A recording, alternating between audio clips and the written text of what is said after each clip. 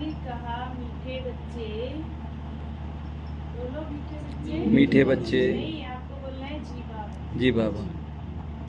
तुम्हें मुख से कुछ भी बोलना नहीं, एक्स्ट्रा कोई भी व्यर्थ की बात, इधर उधर की बात नहीं बोलनी है, क्योंकि एक दूसरे से कहते हैं ना, तो इसलिए बाबा कह रहे सच्चे दिल से एक बात को निरंतर याद करो।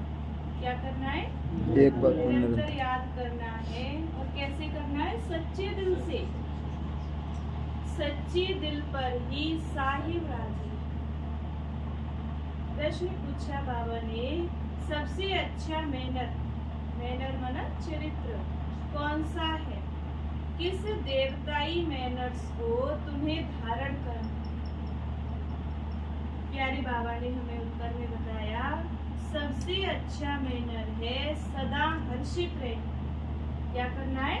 सदा हर्षित रहना। देवताएं सदा हर्षित रहते, खिलखिलाकर हंसते नहीं। वैसे हंसते ना, जोर से आवाज करके राक्षसों की तरह हंसते हैं, वो हमारी हंसी नहीं, वो तो राक्षसी हंसी है। आवाज से हंसना भी एक बेकार है। अब सोचो, हम तो सोचते हैं ना, काम क्रोध लोभ मोह अहंकार यही विकार है, लेकिन बाबा कितनी सूक्ष्मता से हमें समझा रहे कि देवताएं मुस्कुराते हैं। और सिर्फ की आदत होगी ना, हंसी नहीं भी आ रही होगी तो भी हाँ हाँ हाँ करके हंसेंगे। क्या है ये कोई हंसना है? हंसी तो हमारे अंदर से, दिल से हंसते हैं, पूरी अंतरात्मा से हंसते हैं हम, ये दिखावा करके ही नहीं। खुशी है हमारे से, तो बाबा कहते हैं, अम्मा तुम नीचे बैठ जाएंगी? नहीं बैठा जाएगा, कोई बात। तो बाबा कहते, आवाज से हंसना भी एक विकार है। आज हम कुर्सी खाली हो गई है, तुम बच्चों को याद की गुप्त खुशी रहनी चाहिए। फैमिलियरिटी का संस्कार भी बहुत नुकसानदायक है ना, क्योंकि लौकिक में जैसे फैमिली की तरह रहते हैं ना, आपस में ऐसे ही हल्केपन से बात करते हैं, तड़ाक से करते हैं या बिना मैनर्स के बात करते हैं, तो ऐसे बाबा के बन जाते हैं। तो फिर ऐसे बाबा के बच्चे आपस में बात करते हैं, तो ये हमारे दैवी मैनर्स नहीं, ये शोभा नहीं है। तो इसलिए बाबा समझा रहे हैं, सर्विस की सफलता के लिए थोड़े से इसको एक लाइन और, यहाँ से एक लाइन और, सर्विस की सफलता के लिए अनासक्त वृत्ति चाहिए, नाम रूप की बदबू जरा भी ना, बुद्धि बहुत स्वच्छ चाहिए। इसी धारणा से जब सर्विस करते, दूसरों को आप समान बनाते, तो चेहरा हर्षित रहता। गीत है न वे हमसे जुदा होंगे, न हम उनसे जुदा। और किससे? ना हम बाबा से दूर होंगे, ना बाबा हमसे। पक्का? ओम शांति। बच्चे जानते हैं, सो भी नंबरवार पुरुषार्थम, क्योंकि कहा जाता है सच्ची दिल पर साहिब राजी। दिल भी आत्मा में है, हमारे दिल कहीं पेट में और यहाँ और गले में और हाथ पैर में नहीं है, हमारी आत्मा है और आत्मा में ही दिल है। कहती वो तो मेरे दिल से निकल गई, माना हमारी आत्मा से उस आत्मा का जो कनेक्शन जुड़ा हुआ था वो खत्म हो। तो बाबा कहते, तो सच्चे साहिब को याद करो तो सुख मिले। याद माना अंदर में बाप को याद करो। जब साहिब को, जब का अर्थ ये नहीं कि मुख से कुछ बोलते रहो, जाप करते रहो, नहीं, याद करते रहो तो बहुत सुख मिलेगा। औरों को भी आप समान बनाना है, किसको समझाना भी बड़ा सहज है। जैसे सच्ची पतिव्रता स्त्री सिवाय पति के और किसको भी लव नहीं करती है, वैसे ही आत्मा को, उस पारलौकिक बेहद के बाप को सच्ची दिल से याद करना। जैसे आशिक माशूक का प्यार होता है, वे नाम रूप पर मरते हैं, विकार की कोई बात नहीं रहती। आशिक माशूक को और माशूक आशिक को याद करते, दोनों एक दूसरे को याद करते बस। और कहाँ बुद्धि नहीं जाती। वह धंधा दौरी भी करते हैं, परंतु दिल एक के साथ रहती है। वे पवित्र याद है, उस याद में कोई विकार नहीं होता। शरीर और बुद्धि अपवित्र नहीं रहती, उसका भी गायन है, परंतु ऐसे बहुत थोड़े। इस ज्ञान में भी सच्चे आशिक बहुत थोड़े, जो बाबा को दिल से याद करते, भक्ति भी करते हैं ना, तो कुछ ना कुछ इच्छा के लिए करते कि अब मेरे बच्चे पढ़ लिख जाएं, अब मेरे बच्चे नौकरी लग जाएं, अब इनकी शादी हो जाए, अब एक बालक साल हो जाए, फिर ये हो जाए, अब ये बालक स्कूल नहीं जाता है, अभी तो बोलने नहीं सका, बोलने लग जाए, अब ये चलने लग जाए, अब ये स्कूल जाने लग जाए, अब ये पास हो जाए। भगवान जी भी यूँ कहेंगे, कहाँ की आप मोल ले ले मैंने। ऐसे ही होता है। तो इसलिए वो सच्ची याद नहीं है, उस याद में हमने मिलावट कर दी, अपनी इच्छाओं को मिक्स कर दिया, है ना। तो वो मोल भाव हो गया कि भगवान मैं तुझे याद कर रही हूँ या कर रहा हूँ, तो तू मेरा ये काम कर, और काम नहीं हुआ तो कोई भगवान भगवान ऐसे बुद्धि में आने लग जाएगा, या फिर भगवान को उल्टा उल्टा बोलने लग जाएंगे। तो काहे को भगवान है, सुने बता हमारा ये काम ही नहीं बनाया। भगवान को चैलेंज करने लग जाते, इसलिए बाबा समझाते हैं। हर धंधा दौरी भी करते हैं, परंतु दिल एक के साथ रहती है, वे पवित्र याद। शरीर और बुद्धि अपवित्र नहीं रहती, उसका भी गायन है, परंतु ऐसे बहुत थोड़े हैं। इस ज्ञान में भी सच्चे आशिक बहुत थोड़े हैं। माया ऐसी है जो नाक से पकड़ लेती। दृष्टांत दिया हुआ है अंगद का।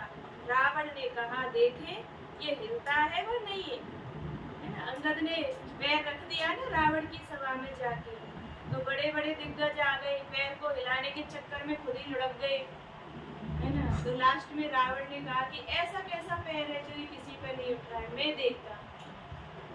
तो अंगद ने क्या कहा, पैर हटा के मूर्ख, तुझे पैर छूने तो राम के जाके छू, राम के पैर पड़े ना, मेरे पैर क्यों पड़ता है ना। तो ऐसे हमें माया को पछाड़ना है, माया को भगाना है, उसके बस में नहीं होना है। तो बाबा कहते हैं जो तीखे तीखे महारथी है उनको ही माया पछाड़ती है। जैसे चूहा काटता है, भूख ऐसी देता है जो पता भी नहीं पड़ता है, ऐसे माया भी बड़ी जबरदस्त है। जो कोई बेकायदे चलन चलते हैं तो अंदर से ही बुद्धि को गुप्त ताला लगा देती है, तो बुद्धि काम नहीं करती है।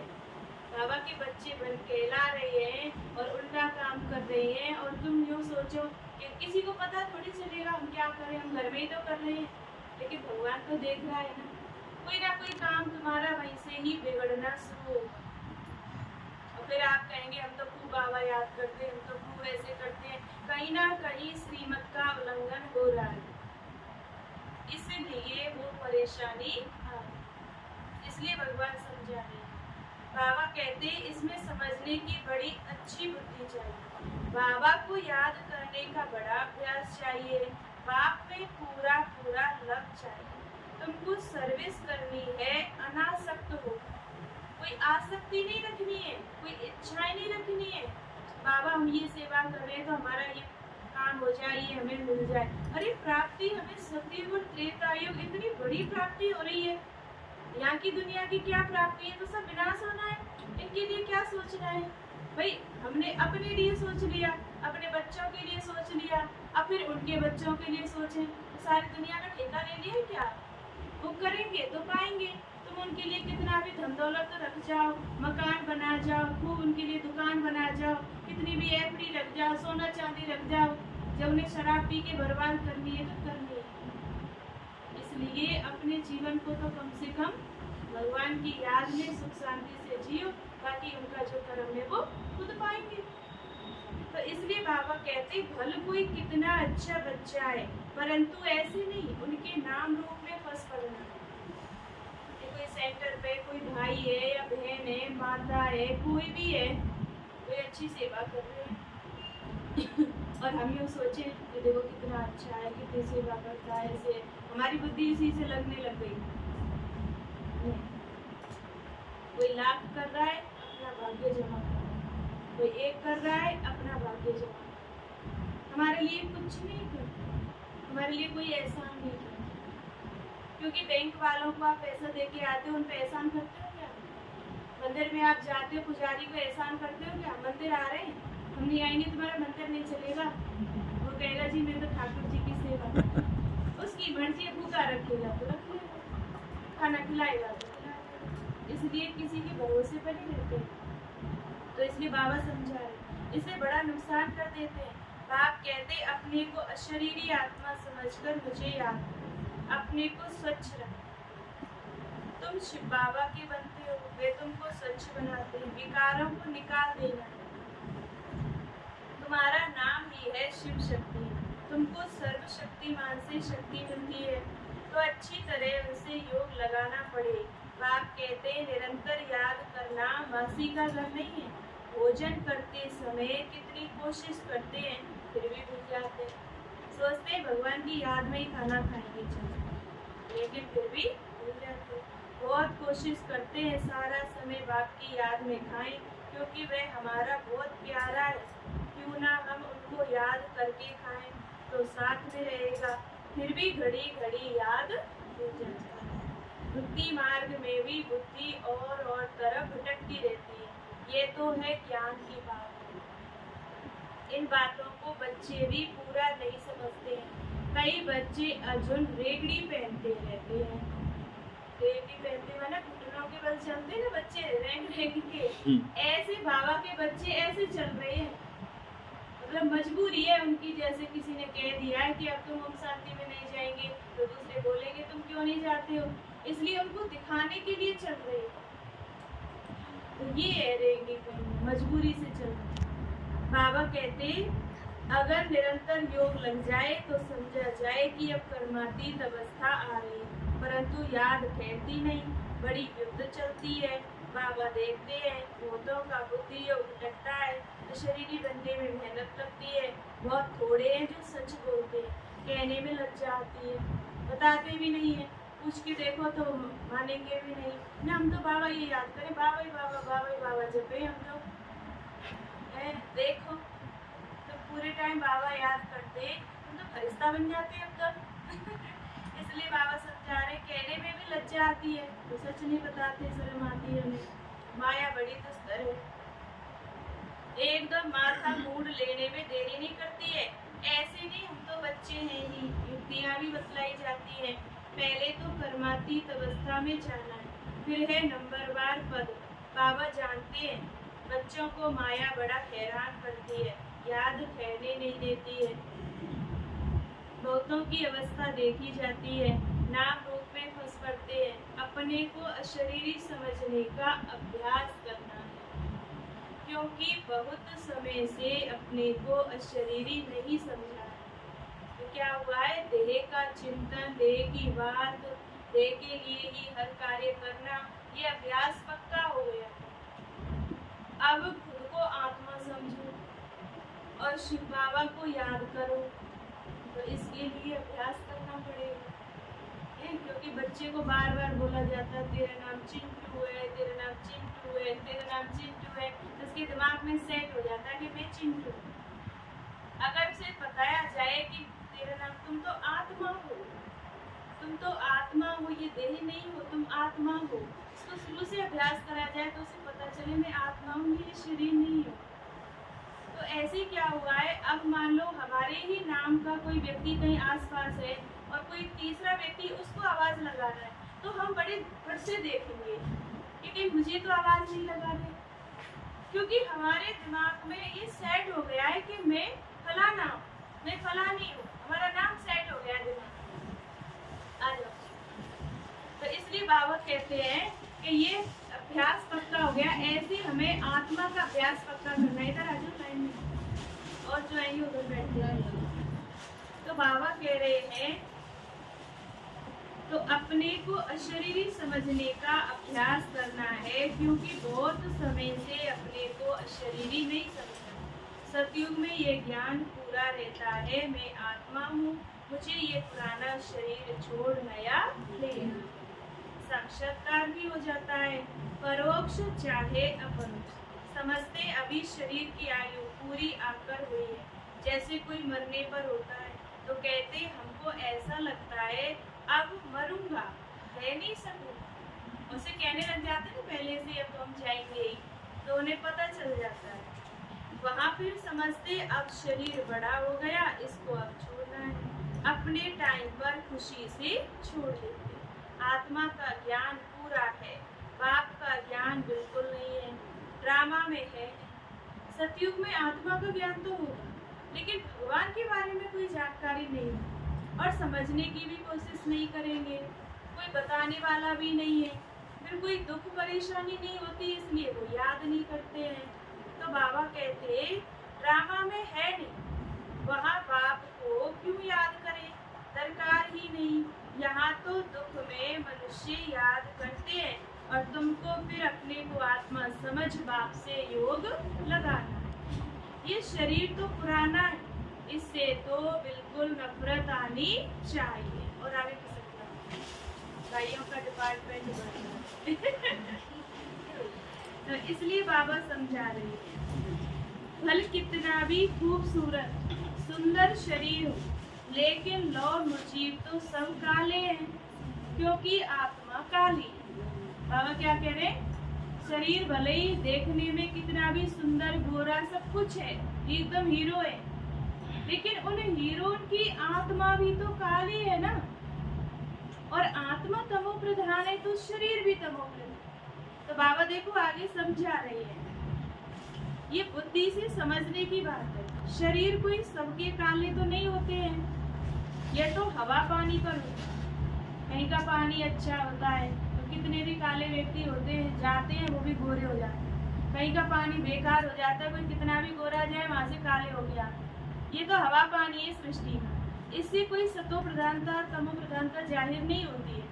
लेकिन वास्तविकता ये है कि आत्मा तमो प्रधान बन चुकी है, तो इस वजह से ये शरीर भी तमो प्रधान है। तो बाबा कहते जहाँ ठंड जास्ती होती है वह सफेद मनुष्य होते। तो बाप समझाते बुद्धि का योग एक से लगाना, जैसे लव मैरिज करते हैं, ये भी तुम्हारी आत्मा की लव मैरिज है। हमारी सबकी बाबा से क्या हुआ, लव मैरिज हो गई है। जाके कह देना सब अपने अपने घर वालों को हमारी लव मैरिज हो चुकी है। इसलिए हमारा सच्चा पति परमेश्वर है। दुनिया में तो पति को परमेश्वर कहते हैं, लेकिन वो पति कोई परमेश्वर नहीं है, वो तो इंसान है, और इंसान को परमेश्वर नहीं कह सकते हैं। लेकिन भगवान हमारा सच्चा पति परमेश्वर है, जो हमारे हर सुख दुख में हमारा साथ निभाता है। इसलिए तो बाबा कहते फिर इस देह के साथ भी लव नहीं रखना है। अपनी देह से लव नहीं तो फिर औरों की देह से क्या लव रखना है? क्या है ये? हड्डी मांस का शरीर। जब राजा परीक्षित को उसको ये मृत्यु के भय से निकाला जा रहा है ना, उसको डर लग रहा था, उसको पता चला कि 7 दिन में मेरी मृत्यु हो जाएगी, तो उसको मृत्यु के भय से निकाला जा रहा था। उसको कहानियां सुना के, उसको अनेक प्रकार की कथा, भागवत, कीर्तन सब कुछ समझाया जा रहा है उसको, लेकिन समझ में नहीं आ रहा। तब फिर उसको एक कहानी बताई गई, उनके गुरुदेव उनको समझा रहे थे, तो उनको बताया कि राजन मैं एक कहानी सुनाता हूँ, ये सुनाइए। कि एक बार एक राजा शिकार खेलने के लिए जंगल में गया, और जंगल में वो चलता गया, एकदम फिर रास्ता भटक गया और अकेला था। अब शाम हो गई थी तो अंधेरा होने लग गया था, और रास्ता कहीं उसे समझ में नहीं आ रहा कि कहाँ पहुँचूंगा, मैं वापस कैसे लौटूं। तो क्या हुआ था कि अंधेरा बढ़ने लगा, तो उसे लगा मैं अब जाऊंगा कहाँ। उसे बहुत दूर छोटा सा एक दीपक दिखाई दिया, और उस दीपक की उसमें वो जा रहा था उसी दिशा में। तो क्या हुआ कि उसने देखा कि वो दीपक की दिशा में चलता गया, तो एक झोपड़ी आई। उस झोपड़ी में वो दीपक जल रहा, तो उसे थोड़ी अंदर में थोड़ी तसल्ली आ गई, हिम्मत आ गई कि चलो मैं यहाँ रुक जाऊँ। तो वहाँ एक व्यक्ति उसमें लेटा हुआ था। तो उसने कहा राजा ने कि भाई साहब मैं यहाँ रुक जाऊँ। तो उसने कहा कि आप कौन हैं? कि मैं राजा हूँ और मुझे सिर्फ रात गुजारनी है और मैं सुबह चला जाऊँगा। उसने कहा नहीं, तुम यहाँ नहीं रुक सकते। कि क्यों? कि यहाँ कोई भी व्यक्ति आता है वो एक रात रुकने की कहता है और फिर यहीं पर कब्जा करने लग जाता है और जाता ही नहीं है यहाँ से। तो राजा के मन में आश्चर्य हुआ कि इसकी गंदी सड़ी सी झोंपड़ी है, वहीं पर वो खाना खाता, वहीं उसके मल त्यागने का, वहीं उसकी सारी गंदगी, वहीं उसका सोना, वही सब झोंपड़ी में सब कुछ था। गंदगी भी वही थी, भोजन भी वही था, सब कारोबार, सोना, नहाना, धोना, खाना सब वही था। तो राजा को उसमें बदबू भी आ रही थी। तो मन में सोचने लगा कि अगर दिन होता ना तो मैं इसे एक बार भी नहीं कहता, मेरा तो इतना अच्छा महल है और मैं इसमें झोंपड़ी में क्यों जाऊं। तो इस चक्कर में तो यह क्लास में राजा के मन में आया कि मैं अगर दिन में होता तो मैं यहाँ बिल्कुल नहीं ठहरता। उसने बहुत रिक्वेस्ट की, भाई मैं वायदा कर रहा हूँ, मेरा तो बहुत बड़ा राज्य है, मैं क्यों इस झोपड़ी में रुकूंगा। कि भाई देखो यहाँ जो भी आते हैं ना सुबह जाते नहीं है, झगड़ा करने लग जाते हैं, एक रात और ठहरने की कहते हैं, फिर एक रात और ठहरने के बहाने फिर यहीं रुक जाते हैं और बड़ी मुश्किल से उनको भगाया जाता है। राजा विचार करने लगा ऐसा क्यों करते थे लोग बाग। तो उसने कहा भाई देखो मुझे तो वैसे ही बदबू की वजह से यहाँ रुका नहीं जा रहा, पर मेरी मजबूरी है इसलिए मैं रुक रहा हूँ। तो उस व्यक्ति ने कहा देखो वायदा करो, सुबह होते ही तुम यहाँ से चले जाओगे। जी मैं वायदा कर रहा हूँ, मैं तो सुबह होते ही चला जाऊंगा, पर अब रात मुझे गुजारनी है। अब रात को वो वहाँ पे रुक गए। अब एक ही रात में वो बदबू सब कुछ उसके दिमाग में ऐसे सेट हो गया कि वो सुबह उसके मन में विचार आया क्यों ना एक रात और रुक जाऊं। तो उस व्यक्ति से कहने लगा कि भाई मैं एक रात और, देख लो मैंने कल ही कही थी आपसे, नहीं रुक सकते आप, जाइए यहाँ से। कि क्यों? देखो मैंने पहले ही कहा था कि तुम कह रहे कि इसमें गंदगी है, बदबू है, सब कुछ है, लेकिन यहाँ जो एक रात रुक जाता है वो जाता नहीं है, फिर वो यूँ सोचता है मैं एक रात और रुकूं, फिर मैं एक रात और रुकूं, फिर वो यहीं बसने की कोशिश करता है। तो राजा परीक्षित जब इस कहानी को सुन रहे थे तो उन्होंने कहा ऐसा कौन मूर्ख राजा था, क्यों उस झोपड़ी में रुक रहा था जब उसमें इतनी गंदगी थी। तब उसको उस गुरुदेव ने सुनाया कि राजन वो कोई और नहीं, वो आप और हमारे जैसे लोग हैं, क्योंकि ये शरीर क्या है, ये शरीर ही वो झोपड़ी है। इसकी ये चमड़ी हटा के देखो, आप नजरों से देख नहीं सकते इसको। किसी व्यक्ति का कोई एक्सीडेंट हो जाए, कहीं चोट लग जाए और वहाँ खून मांस निकल आए तो हमारी आंखें देख नहीं पाती, कितना डर लगता है। कि ऐसे ये तो सिर्फ चमड़ी है जो हम बाहर से देख रहे हैं, बाकी अंदर इसमें गंदगी गंदगी है, और फिर भी आत्मा इस गंदगी में रहना चाहती है, जबकि उसके लिए इतना बड़ा राज्य था। तो ऐसे तुम्हारे लिए नए जन्म में खूब बड़ा राज्य सब कुछ होगा, तो तुम इस गंदगी में क्यों बैठे हो। तब उसको बोध हुआ कि मैं इस देह में इतना लगाव रख के क्यों बैठा, मुझे मृत्यु से इतना भय क्यों लग रहा है ना। तब उसने कह दिया कि हाँ अब मैं आराम से शरीर छोड़ सकता। तो हम सब की यही कहानी है, वो कोई और की कहानी नहीं, वो तो एक कहानी बनाई गई थी, ये हमारे लिए लागू होती है कि बाबा हमसे बार बार कह रहे हैं तुम देह नहीं है, तुम तो आत्मा है, इस शरीर को तुम्हें छोड़ना है। लेकिन जरा से अंधेरे में जाने को तो डर लगता है, कोई मार नहीं दे हमें, यहाँ आने में डरते हैं, शाम हो जाए और अगर हमें इधर उधर लाइट नहीं जल रही हो तो वापस जाने की कोशिश करेंगे। तो कितना मृत्यु से भय लगता है।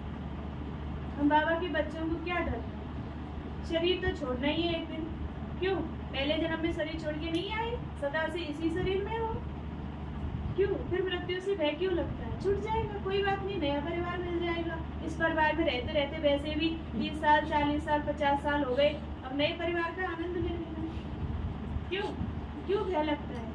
हमारी कोई चीज स्थायी है क्या, हमने कोई चीज कहीं से लाई है क्या, यहाँ जन्म लिया तो सारी चीज इकट्ठी थी, अब पहले जन्म में और कितनी अच्छी चीजों को छोड़ के आए, जिन्हें क्या पता था।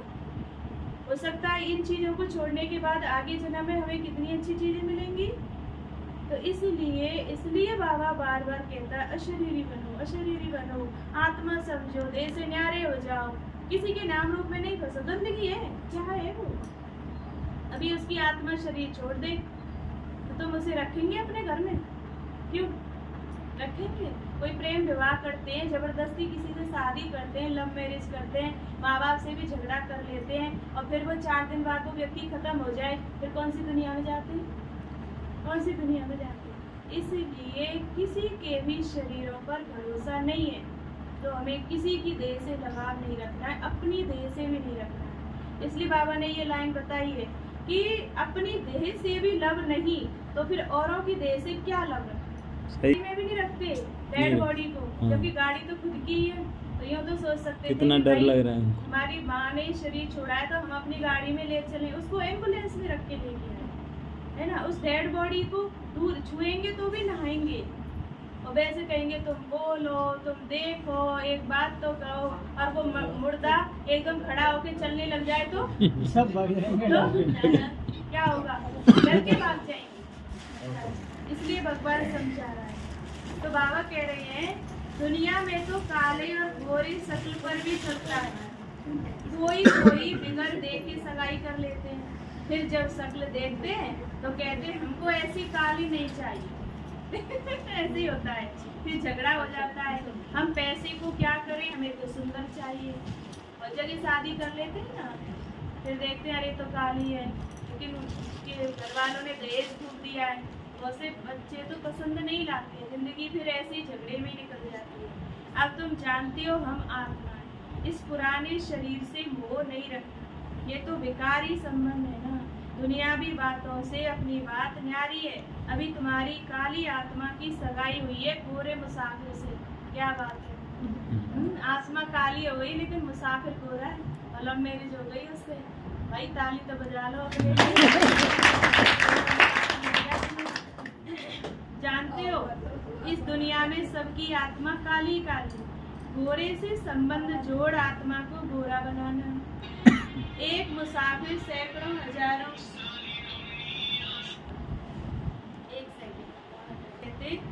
एक मुसाफिर सैकड़ों हजारों को हसीन बनाना, काली आत्मा को गोरा बनाना, इसमें बड़ा अच्छा योग चाहिए। काला रह जाने से एक तो सजा खानी पड़ेगी और पदवी भ्रष्ट हो जाएगी। यहाँ किसके नाम रूप में नहीं लटकना, बड़ी डिसर्विस हो पड़ती है। इसलिए बाबा समझाते हैं खबरदार रहो, तुम माया की चक्री में आ गए हो, परंतु समझते नहीं, भाभी छोड़ती नहीं, अपना पद भ्रष्ट कर देते हैं। बाप कहते हैं योग अग्नि से अपनी आत्मा को पवित्र बना। यह है भट्टी, बाप के साथ योग लगाना है, और तरफ वृद्धि जाती है तो व्यभिचारी ठहरा, सर्विस कर न सके, पदवी पा नहीं सकेंगे, योग अग्नि से ही खाद निकल सके। यह है तो ज्ञान, योग है तो ज्ञान भी ठहरेगा। जब बाबा से बुद्धि लगने लगेगी तो ज्ञान भी समझ में आएगा, जब बाबा से बुद्धि नहीं है तो ज्ञान भी समझ में नहीं आता। बाबा रूप भी है, बसंत भी है। तुम बच्चे भी जितना रूप बनते जाएंगे उतना ज्ञान की धारणा होगी। पहले आत्मा को पवित्र बनाना। योग योग कहते हैं, परंतु तुम्हारे में भी कई योग का अर्थ नहीं समझते। योग के बिना अपने को अथवा भारत को पवित्र बना नहीं सकेंगे। बल सर्विस भी करते हैं, सेंटर खोलते हैं, परंतु माया नाक से एकदम पकड़ लेती है।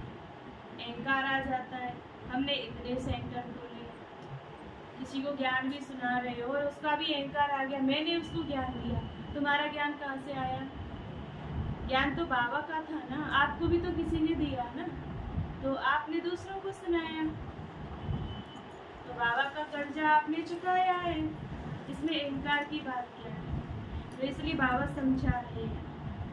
बाप तो कहते अपने को आत्मा समझ योग लगाओ, बाप से कोई भी विकर्म ना बन जाए। अगर बाबा को भूल कोई के नाम रूप में फंसते हो तो बड़ा नुकसान हो।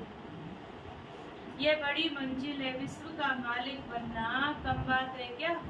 प्राप्ति कितनी है ये तो देखो, विश्व के मालिक बनेंगे, बाप की कितनी महिमा है। कितने मंदिर बनाते हैं उनके नाम पर। तुम जानते हो सोमनाथ का मंदिर किसने और कब बनाया? मंदिर भी नंबरवार बनते हैं। सोमनाथ के बाद फिर है लक्ष्मी नारायण का अथवा जगदम्बा का मंदिर। मनुष्य थोड़े जानते हैं कि सोमनाथ का मंदिर किसने बनाया। वे तो निराकार है। निराकार के पुजारी निराकार शिव को ही पूजेंगे, परंतु जानते नहीं तुम बच्चों में भी नंबरवार है। रात दिन सर्विस का ही होना रहता है। होना पूरा तब रहे जब देह अभिमान टूटे। देही अभिमानी बनना है, बाप के साथ पूरा योग लगाना है, उनका पूरा रिगार्ड रखना। मासी का घर नहीं है, कोई सहज नहीं है, इसलिए बाबा बार बार मासी के घर को याद करता है। माया के भूत योग तुड़वा देते हैं, ये तो बाप ही जानते हैं। कितने तो ऐसे नाजुक हैं जो कुछ कहो तो झट ट्रेटर बन बिगड़ पड़ते। थोड़ा सा भी कोई इशारा दो, कोई बात समझाओ, तुरंत लड़ने को तैयार है ना। और फिर उल्टा चलेंगे, गलत व्यवहार करेंगे, फिर 10 जगह जाके गलत बात सुनाएंगे। अब क्या होगा? इतनी सर्विस नहीं की जितनी इस सर्विस कर दी। फिर अपना ही खाना खराब कर देते हैं, फिर नुकसान पे नुकसान होने लगेंगे। फिर सोचेंगे अरे बाबा ऐसा क्यों किया, हमें नहीं कहनी चाहिए थी, गलती हो गई। लेकिन कर्म तो हो गया ना। अब इतने लोगों के दिमाग में खराब बात तो घुसा दी ना आपने।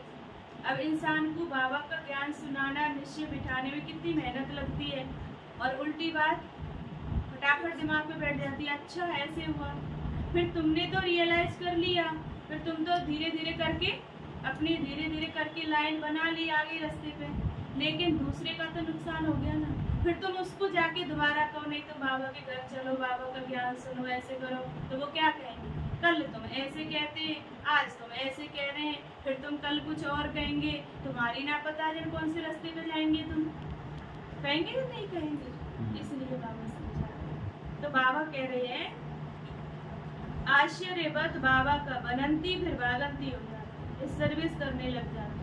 भागवत में भी मशहूर है, अमृत पीते पीते ट्रेटर बन फिर सताते। बाप को कितना ख्याल रहता है, ये फलाना कच्चा है, कोई भी समय ट्रेटर बन नुकसान कर सकता है। अब बताओ, बाबा तो देख रहा है ना। कोई बच्चे की स्थिति कमजोर हो रही है तो बाबा देख रहा है, बरोबर देखते हैं। ट्रेटर बन नुकसान करने लग पड़ते हैं, फिर कितनी अबलाओं पर अत्याचार होते हैं, है ना। अब जगह जगह जाएंगे, लोगों को भड़काएंगे, फिर किसी के परिवार वाले कोई माताओं को आने ही नहीं देते पहले से ही। अब उनको और वो 2-4 बात मिल जाए तो बेचारी उन माताओं की तो आफत आ जाती है।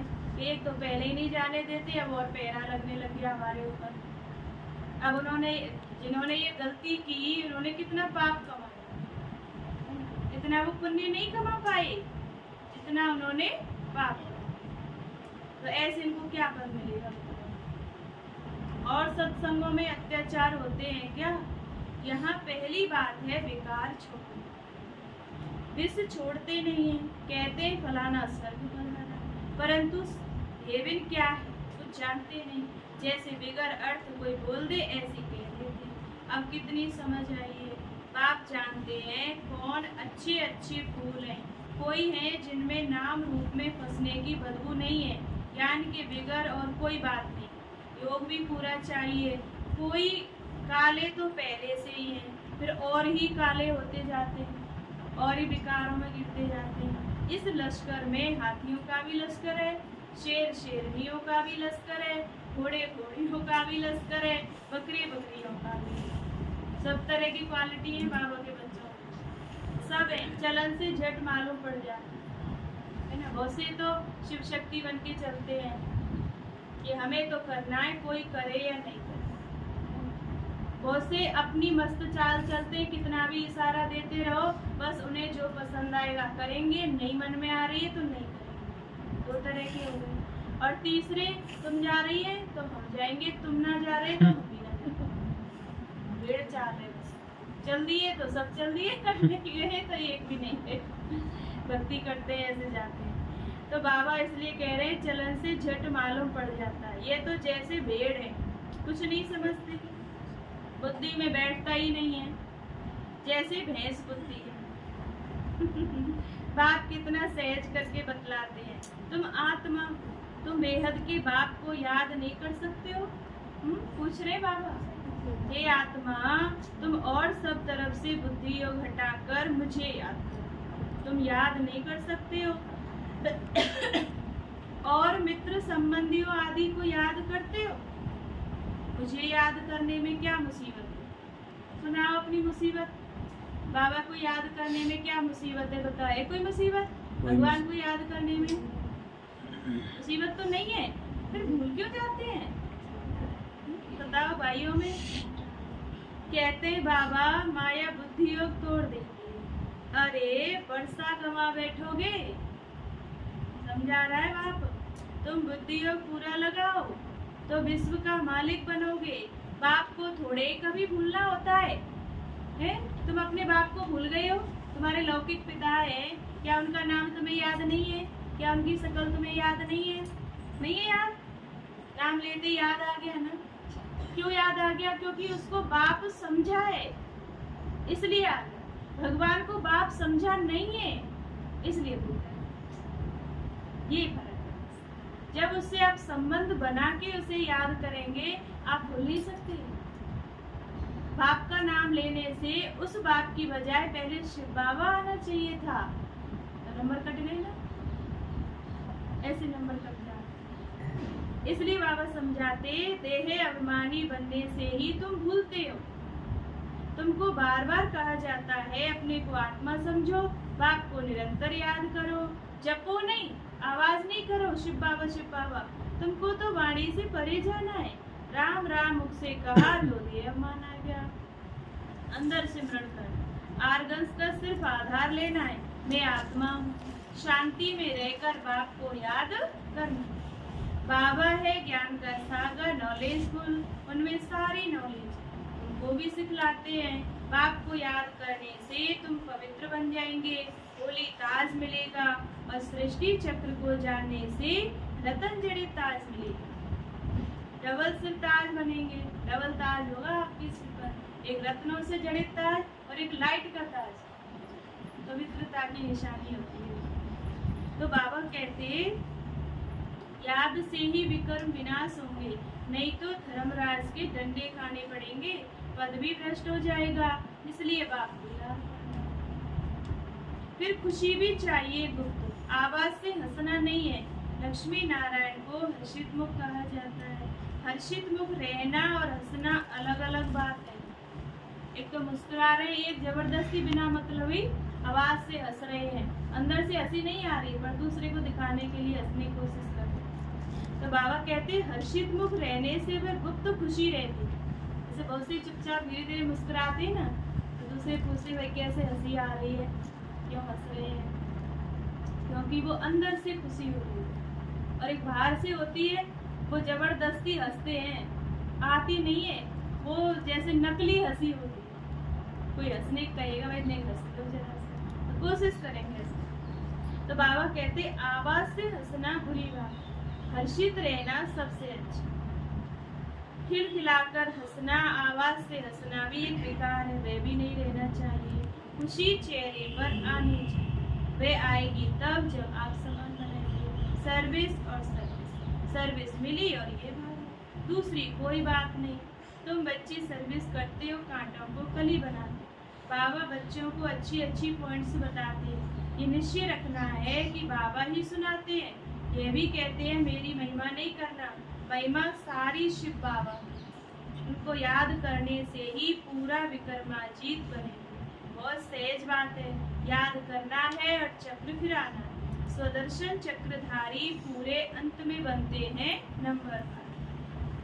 अच्छा, मीठे मीठे सिबीरे बच्चों प्रति माता पिता बाप दादा का याद प्यार मॉर्निंग रूहानी बाप की रूहानी बच्चों को नमस्ते। हम रूहानी बच्चों की रूहानी माता पिता बाप दादा को याद प्यार नमस्ते नमस्ते नमस्ते। धारणा के लिए मुख्य पहला पॉइंट, बाप को साथ रखने की युक्ति रचना कि कैसे हम हर कर्म में बाबा को साथ रखें। भोजन पर याद में रहना है, अशरीरी बनने का अभ्यास करना है, अपनी पुरानी देह से भी लब नहीं रखना है। दूसरा पॉइंट, बाप का पूरा रिगार्ड रखना है, बाबा का पूरा रिगार्ड रखना है, अहंकार में नहीं आना है। नाम रूप की बीमारी से सदा दूर रहना है, ज्ञान योग में मस्त रहना है।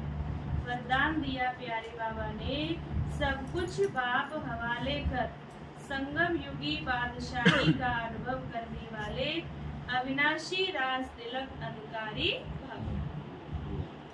सब कुछ बाप हवाले कर संगम युगी बादशाही का अनुभव करने वाले अविनाशी राज तिलक अधिकारी भव। बाबा ने कहा आजकल की बादशाही या तो धन दान करने से मिलती है या वोटों से मिलती है। चुनाव होते हैं ना, तो वोट देते हैं, जो जीत जाता है उसे बादशाही मिल जाती है। अब सोचो वो कितनी मेहनत करते, एक एक के जाके पैर छूते हैं, एक एक के लिए मिन्नत मांगते हैं। उस टाइम आप भगवान हो, उनके लिए वो भगत हैं आपके, फिर बाद में वो भगवान जी बन जाते, फिर आप तो उनके पीछे 5 साल तक पैर छूते रहो, वो भगवान जी नहीं पिघलने वाले। तो ये दुनिया की बादशाही है, क्या है ये? नकली बादशाही है। इससे कोई सुख शांति थोड़ी मिलती है, परेशानियां मिलती है। लेकिन आप बच्चों को स्वयं बाप ने राज तिलक दे दिया, बेपरवाह बादशाह। ये कितनी अच्छी स्थिति है। जब सब कुछ बाप के हवाले कर दिया तो परवाह किसको होगी? क्यों? जब सब कुछ बाप के हवाले आपने कर दिया तो परवाह किसको होगी? बाप को होगी, क्योंकि उसको सौंप दिया ना, फिर उसकी मर्जी, फिर उसकी जिम्मेदारी, जैसे सवाल है। लेकिन ऐसे नहीं कि थोड़ा थोड़ा कहीं अपनी अथॉरिटी को या मनमत को छिपा कर रखा हो कि बाबा इतना तो आप ले लो, थोड़ा सा तो मैं रखूंगी, है ना? इसका मतलब निश्चय नहीं है। तो बाबा कहते अगर श्रीमत पर हैं तो बाप हवाले, फिर भगवान के ऊपर है, वो जैसे रखे। ऐसे सच्चे दिल से सब कुछ बाप हवाले करने वाले डबल लाइट अविनाशी राज तिलक के अधिकारी बनते। स्लोगन दिया प्यारे बाबा ने, एक एक वाक्य महावाक्य, कोई भी बोल व्यर्थ न जाए, तब कहेंगे मास्टर सतगुरु। एक एक वाक्य महावाक्य हो, कोई भी बोल व्यर्थ न जाए, तब कहेंगे मास्टर सतगुरु। मीठे बच्चे, तुम्हें मुख से कुछ भी बोलना नहीं, सच्चे दिल से एक बाप को निरंतर याद करना है। सच्चे दिल पर ही साहिब राजी। प्रश्न पूछा बाबा ने, सबसे अच्छा मैनर कौन सा है? किस देवताई मैनर्स को तुम्हें धारण करना है? बाबा ने उत्तर बताया, सदा हर्षित रहना बहुत अच्छा मैनर है। देवताएं सदा हर्षित रहते हैं, खिलखिलाकर हंसते नहीं। आवाज से हंसना भी एक विकार है। तुम बच्चों को याद की गुप्त खुशी रहनी चाहिए। फैमिलियरिटी का संस्कार भी बहुत नुकसान कारक है। सर्विस की सफलता के लिए अनासक्त वृत्ति चाहिए। नाम रूप की बदबू जरा भी ना हो। बुद्धि बहुत स्वच्छ चाहिए। इसी धारणा से जब सर्विस करते, दूसरों को आप समान बनाते, तो चेहरा हर्षित रहता है। गीत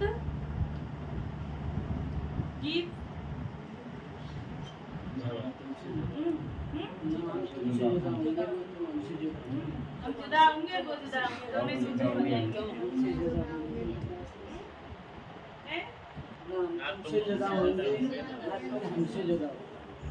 ऐसे कौन सुनाएगा पूरा एक? बोलो ना आपसे जुदा होंगे, ना आपसे जुदा। अच्छा और सुनाओ, सुनीता बहन सुनाओ।